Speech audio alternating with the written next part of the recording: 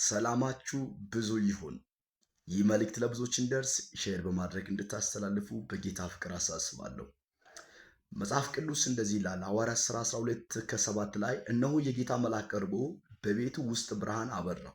ጴጥሮስም ጎድኑ መትቶ አነቃውና ፈጥኔ ተነስ አለው። ሰንሰለቶቹ ከእጆቹ ወደቀ ይላል።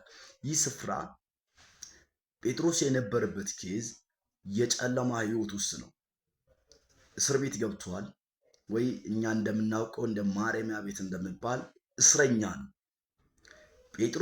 ጴጥሮስ የታሰረበት ወንጀል ሰርቶስ አይደለም። ጴጥሮስ በዛን ዘመን መጽሐፍ ቅዱስ እንደሚናገር ከፍተኛ በዛች ዘመን ንጉሱ ሄሮድስ መከራ ያጸናባቸው ነበር። በወንጌል አማኞች ላይ መከራ ያጸናባቸው ነበር። በትላንትናው ጊዜ ውስጥ የዮሐንስ ወንድም ያዕቆብን አስገድሎታል።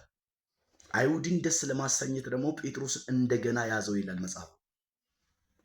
ይህ ጴጥሮስ የሚባለውን ይዙ ለማስገደል ሲፈልጉ የአይሁድ በዓል ቅጣ በዓል ስለነበረበት በበዓል ዘመን በአይሁድ ሰው ስለማይገደል ጴጥሮስን አሳደሩ።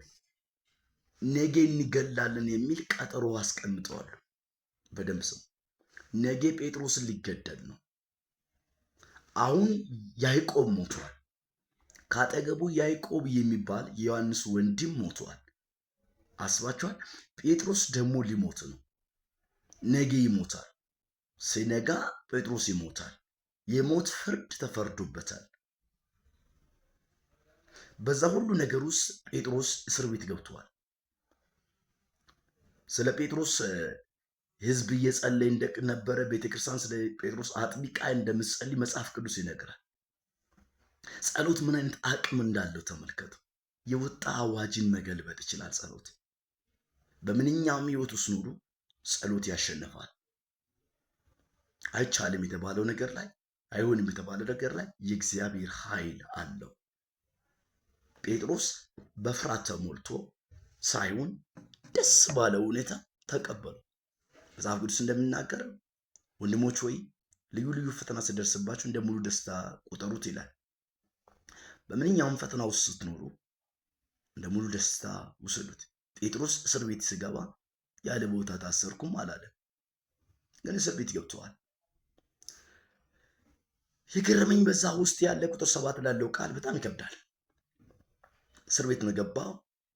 በአራቱ ጭፍሮች እጅ ታልፎ ተሰጥቷል።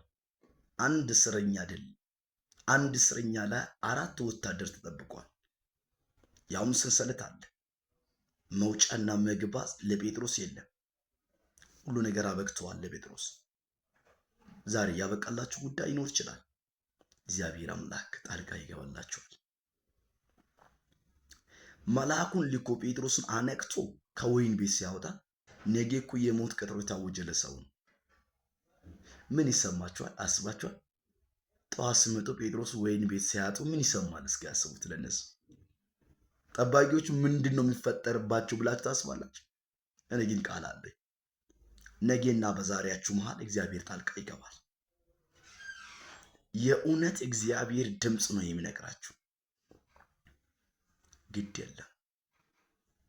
አዋጅ ወጣልሽ። የውርደት አዋጅ ወጣልሽ። የክሳራ አዋጅ ወጣልህ። የሞት አዋጅ ወጣልህ። ነፍስ ተጨናነቀች። ግድ የለም። ይህንን ቃል አሜን ብለህ ውሰደው። እግዚአብሔር እንደዚህ ይልሃል። አዋጅን በአዋጅ ሽረዋለሁ። ነገና በዛሬ መካከል እግዚአብሔር ጣልቃ ገብቷል። ፈጥነ ተነስ አለው። ጴጥሮስ ሲወጣ ከእጆች የነበረው ሰንሰለት ውልቅ አለ። ጴጥሮስ ህልም እየመሰለበት የመጀመሪያ ደጆችን አለ። መልአክ ታጠቅና ጫማይን አግባ ብሎታል። እንዲሁም አደረገለት። ልብሱንም ለበሰ፣ ተከተለኝ አለው። ወጥቶም ተከተለ። ራእይ እንደሚያይ ይመስል እንጂ መልአኩ የሚያደርገው ነገር እውነት እንደሆነ አላወቅም ነበር፣ አልተረዳም። ከዛ እስር ቤት ጴጥሮስ በክብር ወጣ። ዛሬ መልእክት አለኝ። በብዙ ጥያቄ ውስጥ ያላችሁት፣ በብዙ ቻሌንጅ ውስጥ የምትኖሩት በነጋችሁና በዛሬያችሁ ማለት እግዚአብሔር ጣልቃ ይገባላችኋል። ዳዊት እንደሚናገር ሞትና በእኔ አንድ እርምጃ ሲቀር እግዚአብሔር ጣልቃ ይገባ እንዳለው እግዚአብሔር ጣልቃ ይገባልሻል። ብዙ ምስክርነት እንሰማለን በዚህ ቃል እና እግዚአብሔር በጣም በሚያስገርም ሁኔታ ከወይን ቤት ጴጥሮስን ፈታው። ጴጥሮስ ይሞታል ተብሎ የተጠበቀ ሰው ሌሊት ወጥቶ ምስጋና ላይ አደረ። የወጣ አዋጅ ለምስጋና ይሆናል። የወጣ አዋጅ ለምስጋና ሊሆን ነው። የወጣ አዋጃችሁ ወደ ምስጋና ይቀየራል። የሞት አዋጅ ለምስጋና፣ የለቅሶ አዋጅ ለሳቅ ይቀየራል። ጴጥሮስ አልፎ ሄደ። እጆች የነበረ ሰንሰለቱ ወደቀ። መልአኩ እንደሚያነቃባችሁ ነገር እውነት አልመሰለም። ህልም ወይ ቅጀት ይመስል ነበር። 10 ላይ ስታነቡ የመጀመሪያና የሁለተኛው ዘብ ይላል አለፈ፣ ወደ ከተማይቱ ወደሚያወጣ ወደ ብርቱ መዝጊያ ደረሰ። የመጀመሪያው በር አልፏል። መዝጊያውን ተሻግሮታል። ይህንን ሲያልፍ በችሎታ አይደለም፣ መልአኩ መጥቶ ጴጥሮስን ቀስቅሶት ያወጣ። የመጀመሪያ የሁለተኛውን ዘብን እስከሚያልፍ ድረስ ጴጥሮስ ራሱን አላወቀ። የከተማይቱ ብርቱ የተባለው መዝጊያ ላይ ደግሞ ደረሱ። እርሱም ምን ሆነ? አውቆ ተከፈተላቸው። ጴጥሮስ ብቻውን እንደሌለ ይናገራል መጽሐፍ። ከማን ጋር ነው? የእግዚአብሔር መልአክ ከጴጥሮስ ፊት ቀድሞታል።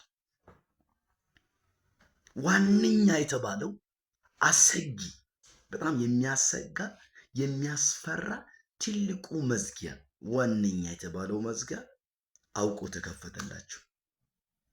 እኔ ግን ዛሬ እንደዚህ ልበላችሁ፣ ዋነኛ የተባለ አይቻልም የተባለው ነገር እግዚአብሔር ይችላል። በአንተ ፊት የተዘጋ በር መቆም አይችልም። ብቻዬን አይደለክም፣ ብቻዬን አይደለሽም።